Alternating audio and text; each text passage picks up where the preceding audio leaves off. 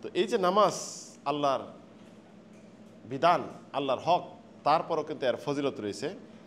রাসূল মেনশন করেছেন, মান তাতাহারা ফি বাইতিহি সুম্মা মাশা ইলা বাইতিন মিন বুয়ুতিল্লাহ লিয়াকদি ফারিদাতাম মিন ফারাইদিল্লাহ কানাত খুতওয়াতান ইহদাহুমা তাহুত্তু খাতিয়া ওয়াল উখরা তারফাউ দারাজা। যে বাসা থেকে সুন্দরভাবে ওযু করে গেল যে কোনো নামাজ পড়ার জন্য, আল্লাহর ঘর, যে কোনো আল্লাহর ঘরে নামাজ পড়ার জন্য গেল, মসজিদ সময় গেল, প্রত্যেকটি পায়ের কদম ফালাইল, একটি পায়ের কদম, প্রত্যেকটি পায়ের কদমে সওয়াব পাবে কি জানেন? একটি হলো তার গুনাহমোচন হবে, আরেকটি হলো আল্লাহ রাব্বুল আলামিন এই দ্বারা তার জান্নাতের সমান বৃদ্ধি করবেন। সুবহানাল্লাহ।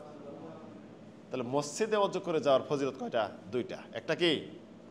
গুনাহমোচন, প্রত্যেকটি পায়ের কদমে পা ফালাবেন, যার জন্য সুন্নাহ কি? পায়ে হেঁটে যাওয়া। আর আরেকটি কি? জান্নাতের সমান বৃদ্ধি। এমন রাসূল ইরশাদ করেছেন, আলা আদুল্লুকুম আলা মা ইয়ামহুল্লাহু বিল খাতায়া ওয়া ইয়ারফাউ বিদ দারাজাত। আমি কি বলবো না যে কাজ করলে আল্লাহ সুবহানাহু গুনাহ মোচন করবে এবং তোমাদের জান্নাতের সমান বৃদ্ধি করবে, সওয়াব লেখা হবে, এটা বলবো না? এমন আমলের কথা। তখন সাহাবীরা বলেন, রাসূল বলেন, ইসবাগুল উযু আলাল মাকারিহ, কষ্ট করে ওযু করা। শীতকালীন এত শীত, বরফ জমে যাচ্ছে, তখন কষ্ট করে ওযু করা। আপনার ওযু করতে কষ্ট হচ্ছে, তখন কষ্ট করে ওযু করা। ওয়া কাসরাতুল খুতা ইলাল মাসাজিদ, বেশি বেশি মসজিদে গমন করা। কষ্ট হচ্ছে, তারপরে মসজিদে গমন করা। ওয়া ইন্তিযারুস সালাহ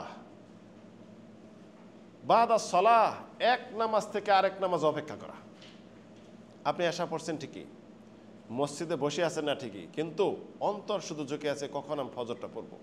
ফজর পড়ছেন, আর জোহরের সময়টা কখন হবে? আল্লাহ রাব্বুল আলামিন আরশের নিচে ছায়া দিবেন 7 প্রকার, তার মাঝে এক প্রকার কি? রাজুলুন কালবু মুআল্লাকুল মাসাজিদ, যে ব্যক্তির অন্তরটা মসজিদে ঝুঁকে আছে, মানে নামাজ দিকে ঝুঁকে আছে, সে ব্যক্তি আল্লাহ রাব্বুল আরশের নিচে ছায়া দিবেন কিয়ামতের দিন। তো এই মসজিদে যাওয়া, মসজিদে গমন করা, নামাজের অপেক্ষা করা অত্যন্ত ফজিলতের কাজ। এমনভাবে রাসূল মেনশন করেছেন, যে ব্যক্তি মসজিদে গমন করবে আল্লাহ রাব্বুল আলামিন তাদের জন্য জান্নাতের মেহমানদারি প্রস্তুত রাখবেন। সকাল সন্ধ্যা মসজিদে যে গমন করে, তো মসজিদে গমন করা আমাদের উপর ওয়াজিব কর্তব্য।